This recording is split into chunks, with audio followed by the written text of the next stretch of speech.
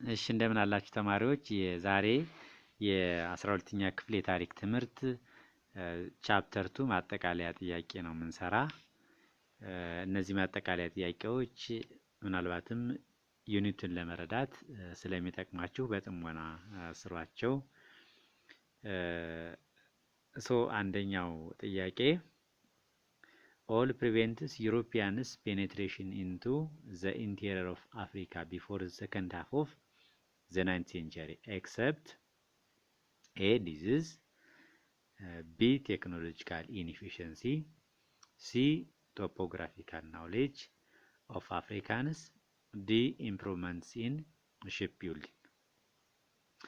እንግዲህ ጥያቄውን አንደርስታንድ ማድረግ ጥያቄውን 50% እንደመለሱ ይቆጠራል ይባላል።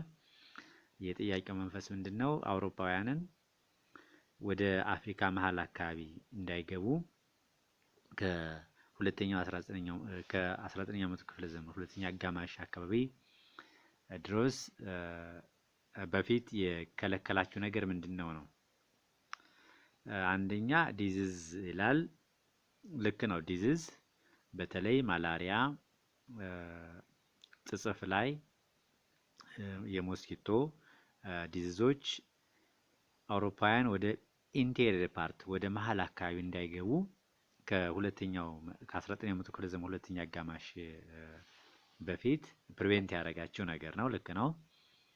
ቴክኖሎጂካል ኢንኤፊሺየንሲ አውሮፓውያን ከ19ኛው መቶ ክፍለ ዘመን ሁለተኛ አጋማሽ በፊት ማለትም ከሰከንድ ስቴጅ ኦፍ ኢንዱስትሪያል ሪቮሉሽን በፊት የተሻሉ ቦቶችን፣ የተሻሉ ሽፖችን እና የተሻለ የጦር መሳሪያ አልነበራቸውም። በዛ ምክንያት ይሄ ብቃት የሌላቸው ቴክኖሎጂዎች ቴክኖሎጂካል ኢንኤፊሺየንሲ እንደዚሁ ፕሪቬንት አድርጓቸዋል።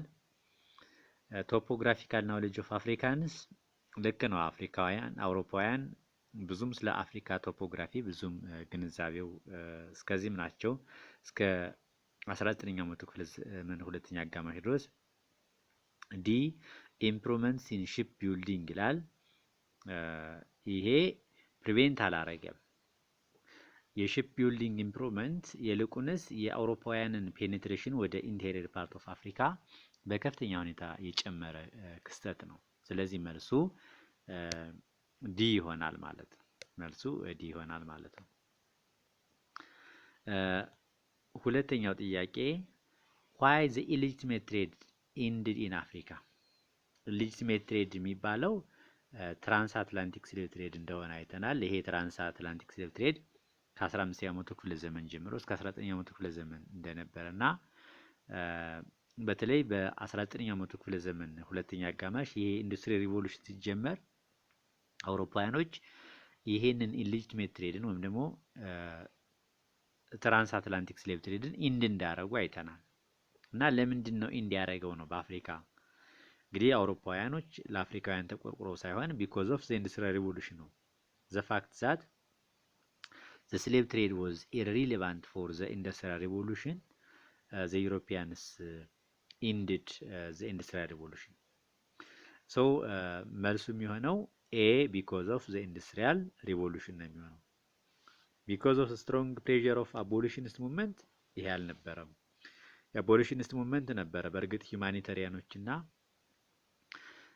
ሪሊጂየስ ሜን ስሌቭ ትሬድ እንዲቀር ከፍተኛ የሆነ ትግል አድርገዋል። ሆኖም ግን በእነሱ ጥረት ሳይሆን በኢንዱስትሪያል ሪቮሉሽን ምክንያት አውሮፓውያን አፍሪካውያን እዚሁ አገራቸው ቁጭ ብለው የአውሮፓውያንን የኢንዱስትሪ ምርቶች እንዲገዙ ለማድረግ እና ለአውሮፓ ኢንዱስትሪዎች ጥሬ ዕቃ እንዲያቀርቡ ለማድረግ ነው። ይሄ ስሌቭ ትሬድ ኢኮኖሚካሊ ጠቀሜታ ስላልነበረው ነው እንዲያረጉት። ሲ because of the economic prosperity of African states የአፍሪካ ህዝቦች ስለበለጸጉም አይደለም። ዲ because of the resistance of Africans የአፍሪካውያን ትግልም አይደለም ስሌቭ ትሬድን ወይም ደግሞ ኢሊጂቲሜት ትሬድን እንዲቀር ያደረገው። ስለዚህ መልሱ የሚሆነው because of the industrial revolution የሚለው ኤ ይሆናል ማለት ነው። ሶስተኛው what was the new imperialism? ኒው ኢምፔሪያሊዝም የሚባለው በባለፈው እንዳየነው ይሄ ከ19ኛው መቶ ክፍለ ዘመን ሁለተኛ አጋማሽ ጀምሮ እስከ አንደኛው የዓለም ጦርነት መጀመሪያ እስከ 1914 ዓመተ ምህረት ያለው ጊዜ እንደሆነ አይተናል። በዚህ ጊዜ አውሮፓውያን የቅኝ ግዛት እንቅስቃሴያቸውን በከፍተኛ ሁኔታ የጨመሩበት ሁኔታ ነው። a period of increased expansion of capitalism and European colonization of Africa ልክ ነው። ይሄ የካፒታሊዝም እድገት ከፍተኛ ደረጃ የደረሰበትና የአውሮፓ ኮሎናይዜሽን በአፍሪካ ላይ የተስፋፋበት ፔሪድ ነው። ይሄ ኒው ኢምፔሪያሊዝም የሚባለው። B the liberation of movements of Africans from colonialism ይሄ አይሆንም። C the peaceful diplomatic relationship between Europeans and Africans ይሄም አይሆንም። D the rapid expansion of transatlantic slave trade in West Africa ይሄም አይሆንም። ስለዚህ መልሱ የሚሆነው a period of increased expansion of capitalism and European colonialism of Africa የሚል ይሆናል ማለት ነው። አራተኛው one of the following is not true about Berlin Conference። ይህ በርሊን ኮንፈረንስ ማን ነው ያዘጋጀው ስንል የጀርመኑ ቻንስለር ፕራይም ሚኒስተር ኦቶ ቮን ቢስማርክ ነው። ከመቼ እስከ መቼ ተካሄደ? ከ1884 እስከ 1885 ዓመተ ምህረት የበርሊን ጉባኤ ዋና የተካሄደበት ዓላማ ወይም ደግሞ ጎሉ ምንድነው? the need for settling Congo claims and rivers along the Niger River where the goals of the conference ይላል። ልክ ነው። አንደኛ በኮንጎ ሪቨር ላይ ከፍተኛ የሆነ ክሌም ነበረ። ክሌሙ በብሪቴን በፈረንሳይና በፖርቹጋል መካከል ነው። እንደገና ደግሞ በኒጀር ሪቨር ላይ ደግሞ በብሪቲሽና በፈረንች መካከል ከፍተኛ የሆነ ሪቫለሪ ውዝግብ ነበር። ይሄ ውዝግብ የበርሊን ጉባኤ እንዲካሄድ አድርጓል። B the conference set rules for controlling Africa without conflict no doubt ያለምንም ጥርጥር ይሄ ጉባኤ አውሮፓውያን አፍሪካን ያለምንም ጦርነት እንዲቀራመቱ ለመቀራመት የሚያስችላቸውን ህጎች አወጣዋል፣ ደንቦች አወጣዋል። ልክ ነው። C the conference set rules of notification and effective occupation of the colonized African state። እንግዲህ የበርሊን ኮንፈረንስ ሞስት ኢምፖርታንት ዲሲሽኑ ወይም ደግሞ ኢፌክቱ ምንድነው? ሁለት ውሳኔዎችን አሳልፏል። አንደኛው ኢፌክቲቭ ኦኩፔሽን ነው። አንድ ቅኝ ገዢ የአውሮፓ ሀገር ቅኝ ሲገዛ ቅኝ የሚገዛውን ኢፌክቲቭሊ ኦኪፓይ ማድረግ አለበት። ጠንካራ ይዞታ መመስረት አለበት። ዝም ብሎ ይሄ ግዛት የኔ ነው ብሎ ለይስሙላ መቀመጥ ሳይሆን እዛ ግዛት ላይ ጠንካራ የሆነ አስተዳደር መመስረት አለበት የሚል መርህ አውጥተዋል። ከዛ በፊት ግን መጀመሪያ ኖቲፋይ ነው ማድረግ ያለበት፣ ማሳወቅ አለበት። ኖቲፊኬሽን ማለት ማሳወቅ ማለት ነው። የማሳወቅና ጠንካራ የሆነ ይዞታ መመስረት ሁለቱ ወሳኝ መርሆች ናቸው፣ ወሳኝ ውሳኔዎች ናቸው። እነዚህ እንግዲህ አንቀጽ የበርሊን ኮንፈረንስ አንቀጽ 36 ላይ ተቀምጠዋል። አንደኛ የትኛውም የአውሮፓ ሀገር ቅኝ ሲገዛ ሌላኛው ሀገር እውቅና መፍጠር አለበት፣ ኖቲፋይ ማድረግ አለበት፣ አንድ መርህ። ሁለተኛው መርህ ደግሞ ማሳወቅ ብቻ በቂ አይደለም፣ እዛ አካባቢ ላይ ኢፌክቲቭ ኦኩፔሽን ጠንካራ ይዞታ መመስረት አለበት የሚል ውሳኔ። ዲ the conference recognized the Portuguese claims over Congo ይላል። ይሄ ትክክል አይደለም። በዚህ በበርሊን ኮንፈረንስ the Portuguese lost its Congo claims ነው የሚለው። ፖርቹጋሎች በኮንጎ ላይ የነበራቸው ይገባኛል ጥያቄ ውድቅ ተደርጓል ነው የሚለው። ይልቁንስ ፈረንሳይ በኮንጎ ላይ የነበራት ክሌም ተቀባይነት አግኝቷል። ትክክል ያልሆነው ይሄ ነው። አምስተኛው the French colonial expansion in West Africa was strongly resisted by A. Samouraï Touré, B. Orabi Pasha, D. Mohammed Ahmed, D. Osei Tutu። ኖ ዳውት የፈረንሳይን ዌስት አፍሪካን ኤክስፓንሽን ኮሎኒያል ኤክስፓንሽን ሬዚስት ያደረገው ስትሮንግሊ ሳሞራይ ቱሬ ነው። ሳሞራይ ቱሬ ብዙ ግዛት ዌስት አፍሪካ ላይ እንደነበረው አይተናል። ላብነትም ያሁኑን ማሊን፣ ቡርኪና ፋሶን፣ ጊኒን እንደዚሁም ሌሎችን የአፍሪካ ሀገራት እንደሚያካትት ግዛቱ አይተናል። ሌላኛው ስድስተኛው ኦል አር ሪዝንስ ፎር ዘ ፌለር ኦፍ አፍሪካ ሬዚስታንስ አጌንስት ዩሮፒያንስ ኤክሰፕት ይላል። እንግዲህ አፍሪካውያን የአውሮፓውያን ቅኝ ገዢዎች በሁለት አይነት መንገድ ሬዚስት እንዳደረጉ አይተናል። አንደኛ ፒስፉል ሚንስ ስሩ ዲፕሎማቲክ ሚንስ፣ ሁለተኛው ደግሞ ስሩ አርምድ ስትረግል ነው እና የአፍሪካውያን ሬዚስታንስ የኋላ ኋላ ግን ፌል አድርጓል። ምክንያቱ ምንድነው ለሚለው አንደኛ አፍሪካንስ ሃድ ዌል ኦርጋናይዝድ ሬዚስታንስ አጌንስት ዩሮፒያንስ፣ አፍሪካኖች የተደራጀ ሬዚስታንስ አልነበራቸውም። ራዘር ዜ ሃድ ኖ ዌል ኦርጋናይዝድ ሬዚስታንስ አጌንስት ዩሮፒያንስ፣ ያልተደራጀ እንዲሁም አፍሪካውያን አውሮፓውያን ቅኝ ገዢዎችን ከመዋጋት ይልቅ እርስ በራሳቸው የሚጣሉበት የሚዋጉበት ሁኔታ ነበር። ሶ ይሄ አይሆንም፣ ሪዝን ሊሆን አይችልም የአፍሪካን ፌለር ኦፍ አፍሪካን ሬዚስታንስ። ቢ አፍሪካንስ ሃድ ኖ ሞደርን ዊፐንስ ኤንድ ሃይሊ ትሬንድ ሶልጀርስ። ልክ ነው። ይሄ የፌለሩ ሬዚስታንስ ነው። የአፍሪካ ትግል ስኬታማ ያልሆነበት አንደኛው ምክንያት አፍሪካውያን ዘመናዊ የጦር መሳሪያ አልነበራቸውም፣ ትሬንድ የሆነ ሶልጀር አልነበራቸውም። ሲ ዩሮፒያንስ ሃድ ሱፔሪዮሪቲ ኢን ሚሊታሪ ትሬኒንግ ኤንድ ኳሊቲ ኦፍ ፋየር አርምስ። ልክ ነው። አውሮፓውያን የተሻለ የጦር መሳሪያ ነበራቸው፣ የተሻለ ወታደር ነበራቸው። ዲ ዩሮፒያንስ ሞቢላይዝ አፍሪካንስ አጌንስት ፌሎ አፍሪካንስ። አፍሪካውያን በአፍሪካውያን ላይ እንዲነሱ በማድረግ ትግላቸውን እንዲዳከም አድርገዋል። የአፍሪካውያንን ትግል እንዳዳክመዋል።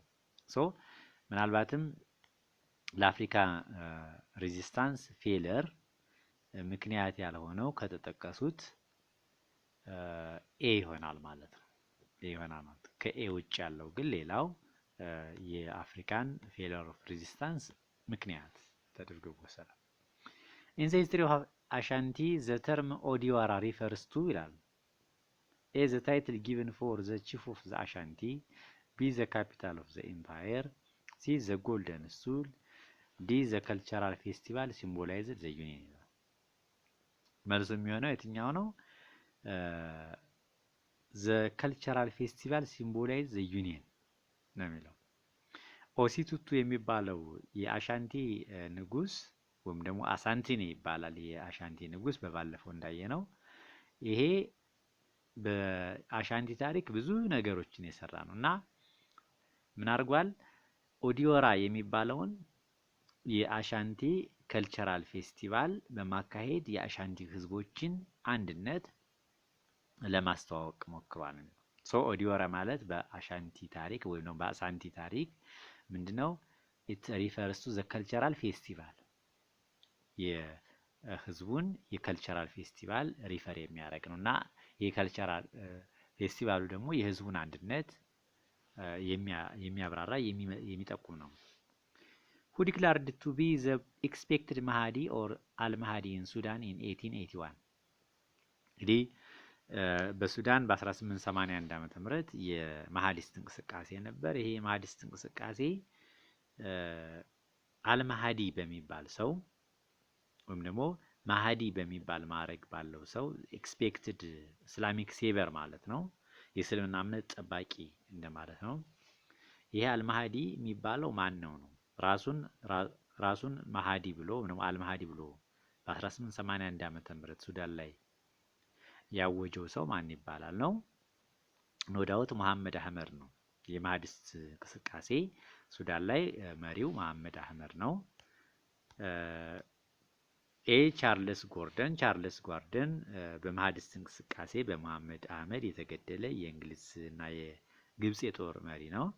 ጀነራል ኪችነር በኋላ የእንግሊዝና የግብጽን ወታደር ያዘመተ፣ ካሊፋ አብዱላሂ ደግሞ የመሐመድ አህመድ ተከታይ የነበረ የማህዲስት እንቅስቃሴ መሪ ነው። ሶ ዲ መሐመድ አህመድ የሚለው ይሆናል ማለት ነው። ዘጠነኛው ዋን ኢዝ ኖት ትሩ አባውት ኡራቢ ፓሻስ ሪቢሊየን ኢን ኢጂፕት። እንግዲህ ኡራቢ ፓሻ ሪቢሊየን ከ1879 ዓመተ ምህረት ጀምሮ እስከ 1882 ዓመተ ምህረት በግብጽ ሪቢሊየን ያካሄደ ታላቅ አርበኛ ነው። እና ስለሱ ትክክል ያልሆነ የትኛው ነው? ኤ ሂዝ ሪቢሊየን ወዝ አጌንስት አንግሎ ፍሬንች ዱዋል ሩል ኢን ኢጅፕት። ልክ ነው። የኡራቢ ፓሻ ሪቢሊየን በዋናነት የግብጽና የፈረንሳይ የእንግሊዞችና የፈረንሳይን ጥምር አገዛዝ ግብጽ ላይ የነበረውን ጥምር አገዛዝ ከ1879 እስከ 1882 ዓመተ ምህረት የመሰረቱን ሪዚስት ያደርጋል። ሂዝ ሪቮልት ዋዝ ኢንስፓየርድ ባይ ሂዝ ዲዛየር ፎር ሶሻል ጀስቲስ። እንዲሁም ፕራይመሪ ኦብጀክቲቭ የኡራቢ ፓሻ ሪቢሊየን በግብጽ ሶሻል ጀስቲስ ማምጣት ነው፣ ማህበራዊ ፍትህ ማምጣት ነው። ይሄ ዋናው አጀንዳው ነበር። በእርግጥ ይሄ ኡራቢ ፓሻ የግብጽ ወታደራዊ መኮንን እንደሆነም አይተናል እና በግብጽ የተለያዩ ሪፎርሞች ኢንትሮዲዩስ እንዳደረገ። ሲ ሂዝ ሪቮልት ፋይናሊ ኢንዲድ ዊዝ ዘ ላይብሬሽን ኦፍ ኢጅፕት ፍሮም ብሪቴን ይላል። ይሄ የግብጽን ነጻነት አላመጣም። የሱ ሪቢሊየን የኋላ ኋላ ግብጽ በብሪቴን የብቻ ቁጥጥር ስር ብሪቴን ከዚህ ከዱዋል ሩሉ ፈረንሳይ ወደ ኋላ ማድረግ በ1882 ዓመተ ምህረት ከዚህ ከኡራቢ ፓሻ ሪቢሊየን በኋላ ለብቻዋ ተቆጣጥራለች። ሂ ዋዝ አጌንስት ዘ አሪስቶክራሲ ኦፍ ዘ ኦቶማን ኢምፓየር ኤንድ ፊፍት ኢጂፕሽያን ሩለር። እንግዲህ ኡራቢ ፓሻ የብሪቴንና የፈረንሳይን ቅኝ ገዢዎች ብቻ አይደለም የተቃወመው፣ በተጨማሪም የኦቶማን ተርኮችን አሪስቶክራሲ መኮንኖች የግብጽን የአሽንጉሊት ደካማ የከዲቭ ተውሂቅ ገቨርንመንት ሪዚስት አድርጓል። በመሰረቱ ከዲቭ ኡራቢ ፓሻ he wanted to free both Egypt and Sudan። ግብጽን ብቻ አይደለም ሱዳን ጨምሮ ነፃ የማድረግ ከውጭ ሀገር ወረራ ነፃ የማድረግ ፍላጎት የነበረው አርበኛ ነው። አስረኛው the beliefs in the power of spirit world to overcome African unity and European machine gun was reflected in ይላል። ኤ ማጂ ሪቢሊየን፣ ቢ the Mahdist movement፣ ሲ ኡራቢ ፓሻስ ሪቢሊየን፣ ዲ ሳሙሬ ቱሬ። የሚሆነው ማጂ ሪቢሊየን ነው። እንግዲህ በዚህ ይሄ ማጂ ሪቢሊየን የተቀሰቀሰ ታንጋኒካ ወይም ደግሞ የአሁኗ ታንዛኒያ ላይ መቼ በ1905 ዓመተ ምህረት የታንጋኒካ የማጂ ሪቢሊየን ኮዙ ምንድነው? ፎርስድ ታክሴሽን ኤንድ ፎርስድ ሌበር፣ እነዚህ መሰረታዊ ምክንያቶች ናቸው። እና ይሄ ማጂ የተባለው ማጂክ ዋተር ከተባለው ውሃ ነው። የማጂክ ዋተር እንደማለት ነው በስዋሂልኛ። እና በዋናነት የዚህ አመጽ አራማጆች ወደ መናፍስቱ ዓለም በመሄድ የአፍሪካውያንን የአንድነት ችግርና የአውሮፓውያንን የጦር መሳሪያ የበላይነት ሶልቭ ለማድረግ ሞክረዋል። በዚህም ይሄ ማጂ ሪቢሊየን ዩኒክ ይሆናል፣ ከሌላው የአንቲ ኮሎኒያል ሬዚስታንስ ዩኒክ ያደርገዋል። ይሄንን በመጠቀም ነው፣ ስፒሪት ወርልድ በመጠቀም ነው የአውሮፓውያንን የጦር መሳሪያ የበላይነትና የአፍሪካውያን የአንድነት ችግር ሶልቭ ለማድረግ የሞከሩት። እንግዲህ በዚህ የአውሮፓውያን የጦር መሳሪያ የበላይነት ሶልቭ ለማድረግ ምንድነው የሚሉት ባስተምሯቸው? የታንጋኒካ ህዝቦች ይሄንን ማጂክ የሆነ ዋተር ተቀብተው ሲዋጉ የጀርመን ወታደሮች ጥይቶች ወደ ውሃ ይቀየራሉ የሚል አስተምሮ ነበራቸው። በዚህ ማስተምሮ ይሄ ማጂ ሪቢሊየን ይለያል። በመሰረቱ የትኞቹን ቅኝ ገዢዎች ነው የማጂ ሪቢሊየን ሪዚስት ያደረገው ተብሎም ሊጠየቅ ይችላል። በዋናነት ጀርመኖችን ነው። 11ኛው one of the following is not among the key features of African resistance። አርምድ ሬዚስታንስ ልክ ነው። መጀመሪያ ዲፕሎማቲክ ፒስፉል የሆነ ሬዚስታንስ ነበራቸው። በኋላ ግን ፒስፉል የሆነ ሬዚስታንሱ አዋጭ ሳይሆን ሲቀር አርምድ ሬዚስታንስም ተጠቅመዋል አፍሪካውያን። ሲ ሴፍጋርድ ቢ ፒስፉል ሜካኒዝምስ፣ ይህም ልክ ነው። ሴፍጋርዲንግ ዜር ሶቨርኒቲ፣ ዋናው የሬዚስታንሱ አይዲዮሎጂ በሰላማዊም ሆነ በጦርነት ሶቨርኒቲያቸውን ማስጠበቅ ነው አፍሪካውያን። So safeguarding their sovereignty was the final or the ideology of African resistance። ኮኦፕሬሽን ኦፍ ኦል አፍሪካን ሩለርስ ዊዝ ኮሎናይዘርስ ይላል። ይህ አይሆንም። ሁሉም የአፍሪካ ሀገራት ከቅኝ መሪዎች ከቅኝ ገዢዎች ጋራ ትብብር አልነበራቸውም። ምናልባት የተወሰኑ የአፍሪካ መሪዎች ከቅኝ ገዢዎች ጋራ በመተባበር ህዝባቸውን አሳልፈው ሊሰጡ ይችላሉ። ስለዚህ ይሄ አይሆንም። ኖት ትሩ ያልሆነው ዲ ነው ማለት ነው። 12ኛ ዘ ፉል ኢምፕሊሜንቴሽን ኦፍ ዘ ፍሬንች ዳይሬክት ኮሎኒያል ሩል ዋዝ ኤቪደንት ይላል። ፈረንሳውያን የሚጠቀሙት የዳይሬክት ኮሎኒያል አድሚኒስትሬሽን የት ላይ ነው ፉሊ አፕላይድ የተደረገው ነው? ኦብቪየስሊ ሴኔጋል ላይ ነው አፕላይ ያደረጉት በባለፈው እንዳለው። which features of colonial administration policy best describes direct rule? assimilation, tribalism, divide and rule, easy to administer, vast population። የትኛው ነው በዋናነት ዳይሬክት ሩል የሚሄደው? አሲሚሌሽን ነው። ፈረንሳውያን በተለይ በዚህ በዳይሬክት ሩል ፖሊሲያቸው አሲሚሌሽን ፖሊሲ ይጠቀማሉ። አሲሚሌሽን ማለት ሜኪንግ ዘ ኮሎኒያል ፒፕል ሲሚላር ዊዝ ዛት ኦፍ ዘ ፍሬንች እንደማለት ነው። የቅኝ ግዛት ህዝቦችን ከፈረንሳውያን ጋራ ማመሳሰል፣ የፈረንሳይን ቋንቋ እንዲናገሩ፣ የፈረንሳይን ባህል እንዲላበሱ የማድረግ እንቅስቃሴ ነው። ሌላው ትራይባሊዝም የብሪቲሾች ኢንዳይሬክት ሩል ጋር ነው የሚገናኘው። ዲቫይድ ኤንድ ሩል ከፋፍለ ግዛትም እንደዚሁ የነሱ ፍልስፍና ነው። ኢዚ ቱ አድሚኒስተር ቫስት ፖፑሌሽን ብዙ ማህበረሰቦችን ለማስተዳደር በጣም ቀላል የሚባለው ይሄ ኢንዳይሬክት ሩል የሚባለው። ስለዚህ ከኢንዳይሬክት ሩል ጋር ነው የሚሄደው። ከዳይሬክት ሩል ጋር የሚሄደው ፖሊሲ አሲሚሌሽን የሚለው ኤ ይሆናል ማለት ነው። ዋት ሜተድስ ዘ ብሪቲሽ ዩዝድ ቱ ሪንፎርስ ትራይባሊዝም ኢን አፍሪካ?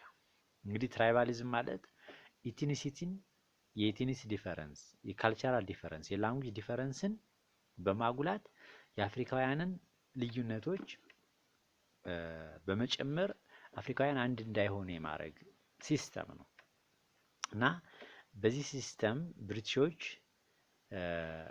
ምን አይነት ሜካኒዝም ይጠቀሙ ነበር ነው ይሄን ሲስተም ለማጉላት? ዋት ሜተድስ ዘ ብሪቲሽ ዩዝድ ቱ ሪንፎርስ ትራይባሊዝም ኢን አፍሪካ? ኤ ኢኔብሊንግ አፍሪካንስ ቱ አፕሪሺየት ዜር ካልቸራል ዲፈረንስ። ይህ አይሆንም። አፍሪካውያን የራሳቸውን ባህል አፕሪሺየት እንዲያደርጉ ማድረግ ነው እንዴ? አይደለም። ቢ ባይ አሎዊንግ አፍሪካንስ ቱ ሪስፔክት ኢትኒክ ዲፈረንስስ። ይሄም አይደለም። ኢትኒክ ዲፈረንስን ሪስፔክት እንዲያደርጉ ማድረግም አይደለም። ባይ ኤግዛጀሬቲንግ አፍሪካን ዲፈረንስስ። ኤግዛክትሊ ይሄ ነው። የአፍሪካውያን ልዩነቶች ከአመጋገብ ካለባበስ ሳይቀር የሚኖሩበት ቤት ሳይቀር ልዩነታቸውን በማጉላት አፍሪካውያን አንድ እንዳይሆኑ የማድረግ ሲስተምን በመከተል ትራይባሊዝምን ኤግዛጀሬት ያደርጉ ነበር። ዲ ባይ ኢኔብሊንግ አፍሪካንስ ሪስፔክት ኢች አዘርስ አይደንቲቲ። ይሄ አይሆንም። 15ኛ ዋት ሜክስ ዘ ብሪቲሽ ፍሬንች ኮሎኒ ኦፍ ዋት ሜክስ ዘ ብሪቲሽ ፍሬንች ኮሎኒያል ፖሊሲ ሲሚላር? ዘ ብሪቲሽ ኤንድ ለማለት ነው።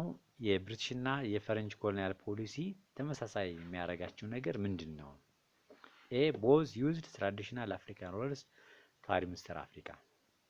ታስታውሱ ከሆነ የአፍሪካን ትራዲሽናል ሩለሮች የምትጠቀመው ብሪቴን ናት። ፈረንሳይ የራሷን ዜጎች ነው ዳይሬክት ሩል ነው የምትከተለው ፈረንሳይ። ብሪቴን ደግሞ ኢንዳይሬክት ሩል ነው። በብሪቴን በኢንዳይሬክት ሩሏ አፍሪካውያን ትራዲሽናል ሩለሮች በመጠቀም ከኋላ ሆና እነዚህን አፍሪካን ሩለሮች አድሚኒስተር ታደርግ ነው ኮንትሮል ታደርግ ነበር። ስለዚህ ቦዝ ይጠቀማሉ ነው የሚል። ይሄ አይሆንም። ቢ ቦዝ ሪስፔክትድ ዘ ፓወር ኦፍ አፍሪካን ቺፍስ ኤንድ ዘ ካልቸር ኦፍ ዘ ፒፕል ኦፍ አፍሪካ። የተወሰነም ቢሆን እንግሊዞች የአፍሪካን ካልቸር ሪስፔክት የማድረግ ሁኔታ ነበር። ፈረንሳውያን ግን ለአፍሪካውያን ካልቸር ምንም አይነት ቦታ አልነበራቸውም። ይልቁንስ አፍሪካውያን የፈረንሳውያን ካልቸር የፈረንሳውያን ማንነት እንዲከተሉ ያደርጓቸው ነበር። ሲ ቦዝ ኬውዝድ አፍሪካን ቺፍስ ቱ ሉዝ ዜር ትራዲሽናል ካራክተር ኤንድ ሜድ ዘም ዲፔንደንት። ይህ ልክ ነው። በዳይሬክትም ሆነ በኢንዳይሬክት ኮሎኒያል ሩል አፍሪካውያን መሪዎች በፊት የነበራቸውን ፖዚሽን አጥተዋል። በፊት የነበራቸውን ትራዲሽናል ካራክተር ባህሪ አጥተዋል። በዛም የአውሮፓውያን ዲፔንደንት ሆነዋል። ልክ ነው። ስለዚህ ሲ መልስ ይሆናል ማለት ነው። ዲ ቦዝ ፕሮቫይድድ ኤጁኬሽን ቤዝድ ኦን አፍሪካን ትራዲሽንስ። አፍሪካን ትራዲሽን ቤዝ በማድረግ ኤጁኬሽን ይሰጥ የነበረው በብሪቲሾች ኢንዳይሬክት ሩል ነው። የፈረንሳይ ዳይሬክት ሩል ግን የፈረንሳይን ባህል የፈረንሳይን ኤጁኬሽን ሲስተም የተከተለ ነበር። 16ኛው which colonial rule best describes German colonial policy? ኤ ኮሎኒያል ትሪኒቲ። ኮሎኒያል ትሪኒቲ ቤልጂየም በኮንጎ ላይ የምትከተለው የቅኝ ግዛት ሲስተም ነው እና ይሄ ሲስተም ምንድን ነው? ኢት ኮንሲደርስ ዘ ኢንተረስት ኦፍ ዘ ፕራይቬት ካምፓኒስ ዘ ገቨርንመንት ኤንድ አዝ ዌል አዘር ኢሹስ። ሶስት ጉዳዮችን ፕራይቬት ካምፓኒዎችን የመንግስትንና የሚሽናሪዎችን እነዚህን ሶስቱን አካላት ያማከለ የሶስት አካላትን ፍላጎት ያሟላ የቅኝ ግዛት ሲስተም ነው። ይሄ ኮሎኒያል ትሪኒቲ ማለት ሶስት ማለት ነው። ናሽናሊዝም ኤንድ ሞራል ሱፐሪዮሪቲ ይሄ ነው። የጀርመኖች ኮሎኒያል ፖሊሲ ዳይሬክት ሩል ነው። በእርግጥ ዋና መገለጫው ናሽናሊዝም እና ሞራል ሱፐሪዮሪቲ ነው። ብሔርተኝነት እና የሞራል የበላይነትን የተንጸባረቅበት የቅኝ ግዛት ስታይል ነበር የሚከተሉት ጀርመኖች። ኦፕሬሲቭ ኤንድ ሊበራል ሜትድስ ይሄ ደግሞ ለፖርቹጋል የቅኝ ግዛት ስታይል የሚገናኝ ነው። ብለድ ኤንድ አይረን የጀርመኖች ዩኒፊኬሽን ፍልስፍና ነው። ስለዚህ መልሱ የሚሆነው ናሽናሊዝም ኤንድ ሞራል ሱፐሪዮሪቲ ይሆናል ማለት ነው። ቢ which of the following motives of European colonialism considered to be the most important? A religious motive, B civilizing mission, C political reasons, D economic reasons። እንግዲህ የቅኝ ግዛት ዋናው ሪዝኑ ኢኮኖሚክ ሪዝን ነው። ሌሎችም ምክንያቶች ናቸው። በእርግጥ ለምሳሌ እምነት የሌለውን የአፍሪካ ሕዝብ እምነትን ልናስተምር ነው የሚሉ ነበር። ሪሊጂየስ ሪዝን ነበራቸው። ክርስትና ልናስፋፋ ነው የሚሉ ነበረ። ሲቪላይዚንግ ሚሽን ያልሰለጠነውን የአፍሪካ ህዝብ ልናሰለጥን የመጣንም የሚለው ምክንያት ያደርጋሉ።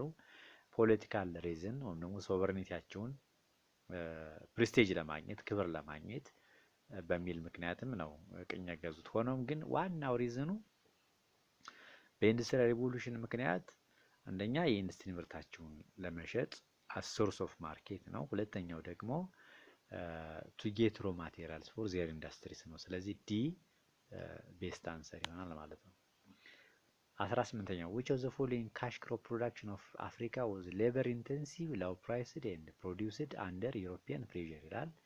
A ground nuts፣ B ካካዋ፣ C ኮፊ፣ D ከተን። መልሱ የሚሆነው ከተን ነው። ከተን አንደኛ በቅናሽ ዋጋ ይመረታል፣ ከፍተኛ ጉልበት ይጠይቃል። እንደገና ደግሞ በአውሮፓውያን ግፊት ነው ፕሮዲስ የሚደረገው። በተለይ ከተን was very important for the European textile factories። አውሮፓውያን የቴክስታይል ፋክተሪዎች በጣም ከፍተኛ የሆነ ጠቀሜታ ነበረው። በዛ ምክንያት አውሮፓውያኖች አፍሪካውያንን እያስገደዱ ከተን ከልቲቬት ያስደርጉ ነበር። 19ኛው the most profitable colonial economy for capital investment in Africa was cash crops, mining, manufacturing, textile። መልሱ የሚሆነው ማይኒንግ ነው። ዲስከስ እንዳደረግ ነው mining was the most important profitable political economy of the Europeans. ሀያኛው which company obtained exclusive control of copper mining in Katanga ይላል። ኢስት ኢንዲያ ካምፓኒ፣ ሮባቲኖ ካምፓኒ፣ ዩኒየን ሚኒር ካምፓኒ፣ ዌስት ኢንዲያ ካምፓኒ። ኖ ዳውት በካታንጋ ኮፐር ማይኒንግ ኤክስፕሎቴሽን ላይ ተሰማርቶ የነበረው ካምፓኒ ዩኒየን ሚኒር ካምፓኒ የሚባለው ነው። ሶ ለዛሬው እነዚህን ጥያቄዎች መስራቱን በዚሁ እንጨርሳለን። ምናልባት ጥያቄዎችን ከፈለጋችሁ በዚሁ በቴሌግራም ቻናሌ ማለትም 2018 ሂስትሪ ሌሰን በሚለው ቴሌግራም ቻናል ገብታችሁ አክሰስ ማድረግ ትችላላችሁ። እነሱም ብቻ አይደለም ሾርት ኖቶችን ማየት ትችላላችሁ። ሌላ ቻናሉ እንዲያድግ ሰብስክራይብ፣ ላይክ፣ ሼር ማድረጋችሁን እንዳትረሱ። ምናልባት ኮሜንትም ካላችሁ ኮሜንት መስጠት ትችላላችሁ። ስላዳመጣችሁ አመሰግናለሁ። መልካም ጊዜ